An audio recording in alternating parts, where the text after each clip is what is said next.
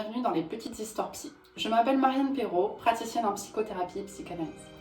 Aujourd'hui, je vous amène découvrir l'histoire d'Elizabeth Wettlaufer, une infirmière canadienne dont les actes ont profondément ébranlé la confiance dans le système de soins. Dans ce nouvel épisode, nous plongerons dans le parcours psychologique d'une soignante devenue ange de la mort. Laissez-moi vous parler d'Elizabeth. Elizabeth Tracy Mae Parker, née en 1967 à Woodstock, Ontario, était la jeune fille aînée d'une famille très nombreuse.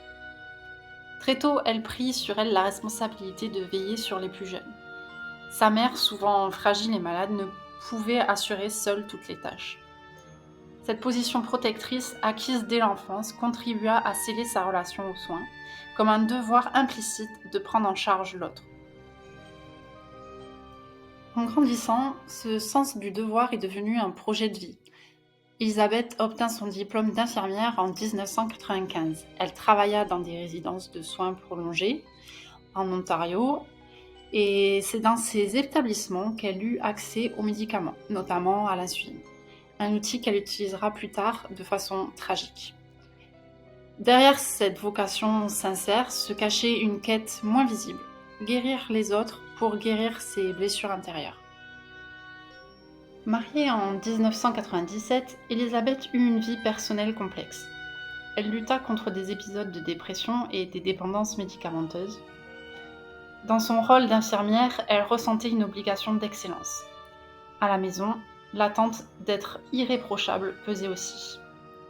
Ses proches témoignaient d'une fatigue croissante, tandis qu'elle maintenait son masque de soignante forte. Entre 2007 et 2014, elle commença à injecter des doses mortelles d'insuline à ses patients âgés entre 75 et 96 ans, dans plusieurs maisons de soins en Ontario. En 2016, alors qu'elle séjournait dans un centre de santé mentale à Toronto, elle fit une confession détaillée à un psychiatre. Elle avoua avoir tué 8 personnes et tenté d'en tuer plusieurs autres. Sans son aveu, son enquêteur déclara qu'elle n'aurait probablement jamais été découverte, tant le système l'avait laissé passer outre les signaux d'alerte. L'histoire d'Elizabeth est celle d'une soignante parmi tant d'autres, mais elle met en lumière des mécanismes psychiques universels. Le refoulement, le surinvestissement, le clivage ou l'hypercontrôle émotionnel. Ces stratégies peuvent protéger dans l'immédiat, mais elles se durcissent et fragilisent la relation de soins et le psychisme de celui qui soigne.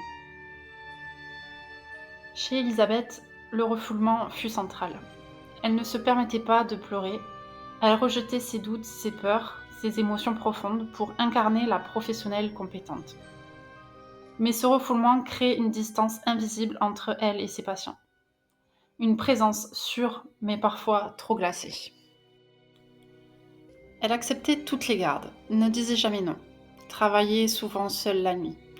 Cet excès de don n'était pas que bienveillance, c'était un échappatoire à ses propres conflits. Mais à la longue, le surinvestissement épuise l'énergie psychique et appauvrit la qualité de la relation avec le patient. Elle vivait avec la croyance qu'il y avait deux vies, celle de l'hôpital et celle du dehors. Elle tentait de séparer ces mondes de façon stricte. Mais cette frontière finit par céder. L'angoisse, les émotions refoulées du travail débordèrent dans sa vie personnelle. Le clivage, lorsqu'il est trop rigide, enferme plus qu'il ne protège. Elle s'efforçait de tout maîtriser, les relations, les émotions, les gestes.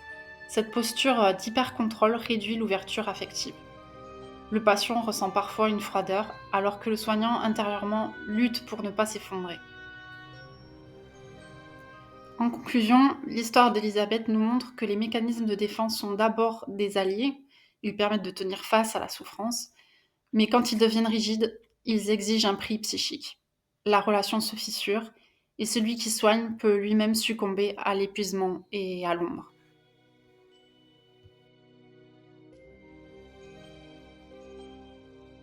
Merci de m'avoir accompagnée dans l'histoire d'Elizabeth Wettlaufer. Dans le prochain épisode, nous plongerons dans le cas de Lucy Letby, une infirmière britannique dont les actes terribles révèlent à quel point le masque de soins peut dissimuler des zones d'ombre profondes. A très vite pour comprendre ensemble ce que l'inconscient peut dicter du geste de soin.